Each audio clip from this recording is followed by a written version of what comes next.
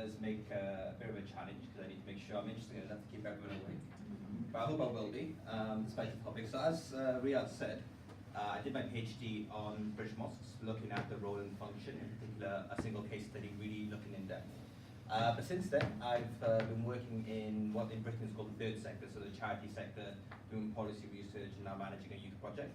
And in that time, I've had a chance to read a certain book, which I thought was actually quite significant to the whole field of British Muslim studies and quite significant to the field of Islamic studies. And I'm presenting an engagement and a reflection on that. So just bear with me for a second while I get everything sorted. You okay, Dora? Yeah. Cool. So the book is What is Islam by Shahab Ahmed, and it's one which I've kind of defined and spoken about as being post-Orientalism. And the reason I say that is because Edward Said's Orientalism is one of those works that, I did an undergraduate in religious studies, and every single module began with a quick consideration of Edward Said and Orientalism. So whether we were looking at Hindu studies, whether we were looking at even contemporary Jewish studies, biblical studies, and of course anything within Islamic studies, Orientalism had this huge impact because it was one of the first books that in a coherent way put together a critique of the imperial project and its impact upon categories of religion and the representation of different traditions. What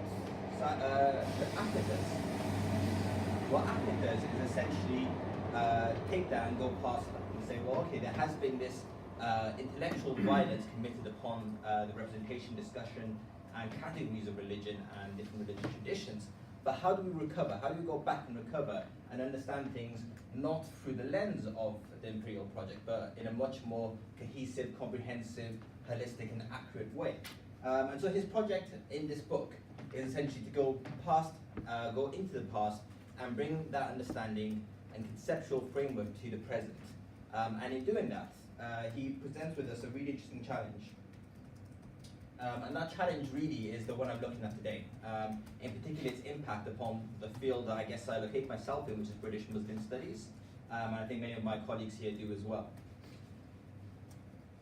So without, I suppose, going too far, it can be described as post-Orientalist. And so his book is divided into three parts. Matthew has a copy of the book there. It's a really thick volume. And what I'm doing here is going to be presenting Ahmed's argument in about, I think, 10 minutes or maybe less. Ahmed's smarter than me, more well-read than me, and more articulate than me, and it takes him about 450 pages. So what I'm going to be doing is going to be quite a shortfall from, I think, the full breadth of his argument, but I'll try my best. Now, part one is essentially a case study of what he calls the Balkans to Bengal complex.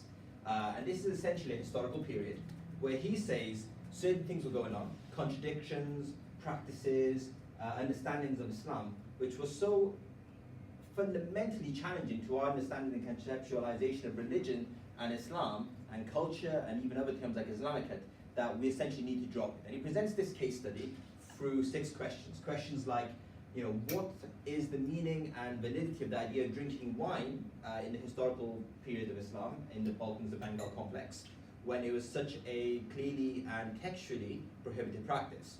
Where do statements like, for example, al-halaj and al-haq, I am the truth, which is a statement understood to be clearly shirk or a breach of monotheism, how is that celebrated and valorized when essentially that's a contradiction? So he's really presenting these 6 questions one after the other, but outlining this broad historical period. And essentially saying and arguing that this all shows how our current understandings and conceptualizations are faulty.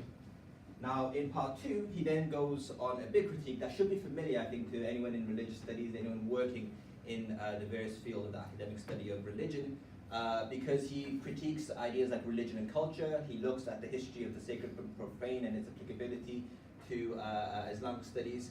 And he engages with a huge range and very impressive range of scholars in regards to these ideas. But essentially, he just breaks down what we're doing at the moment. And part 3, he outlines his own argument, which is that Islam can be and should be understood conceptually as an engagement with 3 things: pretext, context, and text. And I'll try and talk about that a bit more now. So, if you understand it like this, text is, as you might expect, a very fundamental, basic idea of the Quran, the Sunnah, the Hadith. context is the understandings Muslims have developed around that. He talks about it in spatial architectural terms. So the tradition of the, for example, the madahib is almost like a building, a city, a part of the city. So the only way to access the text is for these individuals within this madhab through that spatial architecture. But there are other traditions, other ways of engaging, other ways of reading. And it builds up a complex city. And Muslims themselves engaged with the text through the context. And it's context with a hyphen in between. So not context in a general sense, but a specific type of context that Ahmed's arguing. And then there's the pretext. So if anyone's familiar with Christian theology, it's an appropriate analogy between text being the specific revelation and pretext being the general revelation. So these are the things you need to believe in order for the text to even have any meaning. The belief in, for example, an unseen world, a metaphysical world, and a physical world, and a relationship between the two, for example. Or as you might encounter in certain types of treaties, the idea of creation itself being a source of revelation. So the verse of the Quran that's quite often quoted by Ahmed and others in relation to this is the verse about, we will show you our signs, the ayat, not only on the horizon but within your own selves. So here the idea is that there's a way of reading the text, the Quran, but also a way of reading the creation that itself has a idea and a means of revelation of higher transcendental truth to the individual. So this is my attempt at a visual representation of Ahmed's argument. I'm not quite convinced that this is the best way of doing it yet, but essentially, pretext comes first. It's necessary for even an engagement with the text. The context is around the text. So even if, for example, in the Salafi tradition or certain types of reform traditions, they say, let's get rid of the pre-existing traditions, you have to kind of push them aside to get to the text. The text can only be accessed through the existing ways in which Muslims have understood, engaged with, and written about, and developed ideas. And also Ahmed he didn't reference it, but I think I'll be familiar to those, especially I think I missed you as a talk, unfortunately, but I presume you're talking about Berger and social constructionism. Ahmed really is talking about social constructionism. Did I miss a joke there? It was an internal joke. But yeah, so this context is essentially Berger's, an attempt, or similar to Berger's idea of how human beings create structures which themselves then influence human beings. So Ahmed's argument is that Islam comes first, that's the context. That is the context in which Muslims inherit and engage with Islam thereafter. So there is this relationship, this outpouring, this into culture or religion or society, and then this influence in the human being itself. So that is my poor and very short summary of Ahmed's 450-page argument. So again, he's passed away now, he's a late scholar, but I essentially ask for his forgiveness if I've done it injustice. Now my understanding and how I take away from it is essentially this. So some have critiqued his argument as being that Islam is essentially what Muslims say it is. So if a Muslim says it's this, if a Muslim says it's that, if a Muslim says that drinking wine is part of the tradition, if a Muslim says that praying 5 times a day is part of the Islam, that's Islam. So that's a postmodernist kind of idea. I don't think that's what Ahmed is arguing. Ahmed, in my view, is arguing that Islam is how Muslims say the things they say. So by that, he talks about Islam as a language. Islam is a way of expressing things, a way of making meaning, a way of referring to different ideas. Muslims and the agents who live within Islam express themselves through Islam, they make meaning through it, and this is all, in his view, an engagement with revelation as context, pretext, and text. So if that kind of makes sense, I will give a few case studies that will hopefully illuminate what he's trying to argue in my view, and also then look at the implications for British Muslim studies in relation to this. So, at the front of his book, and I don't think it's the exact one, but he has this particular coin, and that is, if I'm not mistaken, Jalaluddin Akbar, and if you can see towards the bottom, he's holding a book in his hand. That book is understood to be the Quran, and he's looking pensively and thoughtfully at a wine glass. So this is, in one single image, a Muslim leader, a ruler, who is at one time valorizing the idea of wine and the wine cup, as well as holding the Quran. This is something which challenges ideas and implications and understandings of what it means to be Muslim, how Islam works. And this is the perennial problem for anthropology. And I really do think anthropologists and social scientists, us, we are better geared towards understanding some of Ahmed's arguments than the Islamic studies scholars who are going to be engaging with him. Because a lot of the stuff I've seen on Ahmed so far, and I think really genuinely this is one of the most fundamentally game-changing works written in the last few decades. But I don't think they quite appreciate the arguments he's making, which are really broad and brought out of an anthropological field. He's looking at goods and meaning. He's looking at things like the question of practice and orthodoxy. And this is the perennial problem. This is a quote he takes from Robert Lene. The problem for anthropologists is to find a framework in which to analyze the relationship between the single and global entity of Islam and the multiple entities of religious beliefs and practices of Muslims in specific communities in specific moments of history. Essentially, we have an understanding of Islam, a textual understanding perhaps, that wine is forbidden. That's quite clear. So what's going on here? How is this meaningful?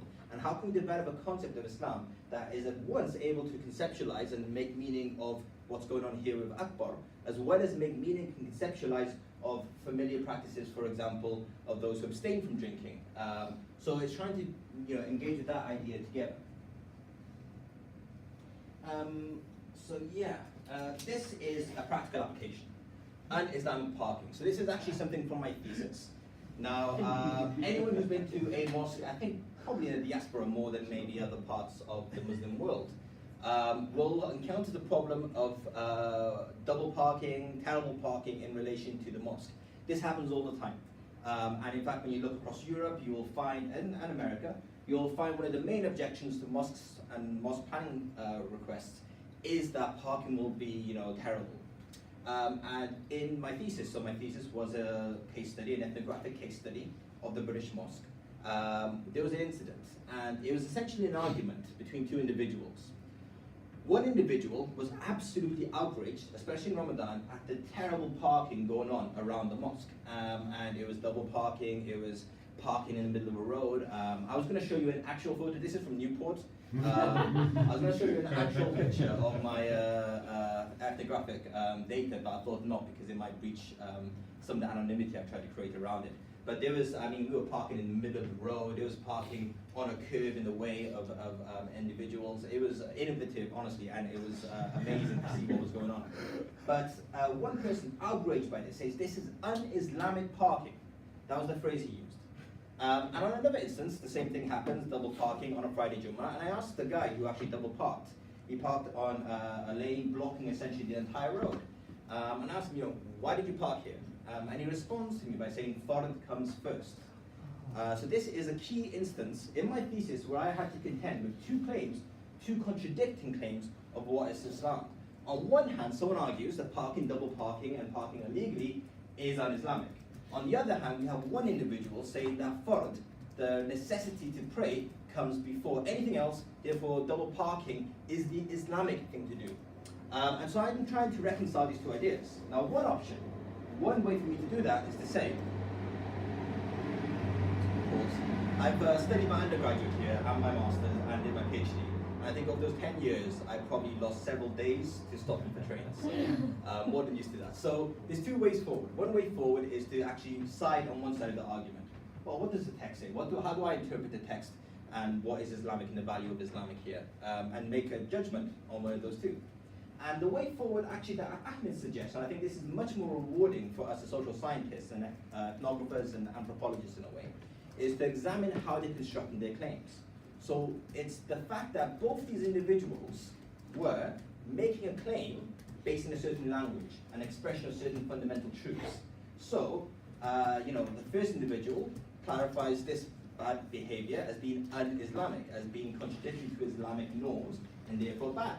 The person who responds by saying Fard comes first is making a claim using, again, language of Islam, a meaningful language for Muslims, of Fard, of religious obligation, superseding any local parking regulations. And again, this debate goes on, and I examine it in my thesis. So someone says, well, one of the scholars says, if you have to commit a haram to fulfill an obligation, that obligation is no longer Fard. So that was his argument. So again, there's this debate going on. And it's all about how do individuals make these claims? How do they refer back to what is meant to be good? What is meant to be authoritative? Where do you derive religious meaning from? And so both of these claims were Islamic, and the Islamic is how they made their claims. So that was one example that I found useful, and essentially is looking at disagreement as a way of creating unity. So this is such a fundamental idea in social science. When I put a sentence in my actual thesis where I said that, using the idea of the Manchester School of Anthropology, that disagreement can be a way of creating social unity and cohesion, what my, so Sophie was one of my supervisors. I had a supervisor from the School of Social Science. He said that sentence, if an ethnographer reads it, will be so obvious that it might make you look a bit naive. So I took that sentence up. So that's how fundamental this idea is, and so familiar it is in social sciences, but again, in the idea of Islamic studies, where they're looking at the exploration of what is Islam, it's actually quite groundbreaking. So that part of it, a community of disagreement, essentially, looking at where things disagree and where do people agree. No one actually disagreed on the importance of Islam as being the source of value there. There's another example we can look at as well. So, guys, who recognizes the individual on the far end there? Sam Yusuf. Anyone recognize these two individuals on the closer to me? So it's two British artists called Krept and Konan. Now, they're both British. Sami Yusuf is British, Krept and Konan is British. The most successful is Krept and Konan. They had a top 10 hit, I think 2 years ago, called Freak of the Week. Sami Yusuf is quite niche, comparatively. Quite big, I think, in the Middle East, but still a niche audience. Now, both of these individuals are Muslim. How Islamic is their music? Now, again, one way to examine that would be to say, well, the ideas in Sami Yusuf's music, like Al-Mu'allim and Rahmah and compassion, forgiveness, and your mother, all these things are much more in tune with Islamic ideas, and therefore his music is more Islamic. Whereas Krept and Konan, by contrast, their music, Freak of the Week, you can probably make a guess of what that's about, isn't overtly Islamic, and therefore it's not Islamic music. They are incidentally Muslims.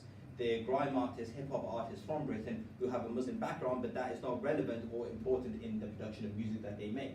Whereas it is for Sami Yusuf. That would be one way of looking at it. Ahmed reproposes a different framework. He proposes looking at actually the way in which they're expressing their claims. And so if you take a step back and you don't make a value judgment about what the content is, when you look at the music produced by Krept and Konan, throughout it there is a language used. Language of expression, of meaning making, of values that essentially are Islamic in the sense that they are referring to and engaging with the three things Ahmed identifies as making Islam: context, pretext, and text. So, for example, one of their songs, and one of their more popular songs, is called Dunya, and it refers to these ideas around fitna, around the chaos of living life, of how to make sense of living in an urban environment, a violent environment, through a language of meaning that will be meaningful to Muslims. And this is also interesting when we look at essentially what Ahmed was arguing is that when you look at, for example, Jewish philosophers and Christian philosophers who are sometimes called Islamic philosophers or working with Islamic philosophy, he's essentially arguing Islamic cannot go beyond people who are just Muslims. It's about a wider framework. Oh wow, I've only got 5 minutes left, so I may have to rush through the rest of this. So in that sense, what Krept and Konan are producing is a way of also including others. So they're using language like dunya, haram, and halal, and this is spreading beyond their particular case study, beyond their particular environment of Muslims. And so there's a religious literacy, especially with in terms of Islam, in grime music, especially in London. So what does this mean for Muslim studies, British Muslim studies? Well, first is we have to reconsider the Muslim part of British Muslim studies, because what is essentially Muslim about Muslim? Why do we study Muslims as Muslims? Why not as Pakistanis or Bangladeshis or as Brits? What is significant about the Muslim part? There are individuals who have argued, for example, that there is not Islam, but Islams. On the left, we have that kind of articulation. So there are local Islams, but essentially there's a question mark about what is the thing that joins them together. Is it simply the name Islam, or is there more to it? And this is Ahmed's critique. And there is the other ideas, and it could be represented in a Venn diagram like this, it could be represented as Islam in the middle and the Venn diagram around it, but essentially there being a distinction between religion, and especially religion and Islam, which is associated with the legal tradition more than anything else, and the Islamic, so that's Hodgson's idea, or culture, politics and art, or secular, spaces of non-religion. And there's an interesting debate in this, but I won't spend too much lingering on it. But I think the lesson we can take away is, as British Muslim scholars, studies of British Islam could do with especially taking more overt reference to what is the significance of Islam or Muslim in our study of Islam. Is it just an ethnic identifier? Because I think it's more than that. I would argue it's more than that. Ahmed's argument is even saying nominal Muslim, for example, is significant, because when you choose to say you're a Muslim, you are choosing to express your meaning, your value, who you are as an individual through Islam. And that, though nominal, is a huge significant step. So I think there's something important there for us as scholars to consider. The second part is the British part of Muslim studies. So Ahmed's, again, argument was the Balkans, the Bengal complex. That, if you look at the world map here, from somewhere at the far end there, past even more north than Ukraine, which is where the Balkans is, all the way through down to currently Bangladesh, there was a Persian-ish influenced culture, Rumi, Hafiz, certain texts, Ibn Arabi, a philosophical tradition, a philosophical Sufi amalgam is what he calls it, certain texts, all of this constructing into a certain language of expression, which is Persian, Turkish, Arabic.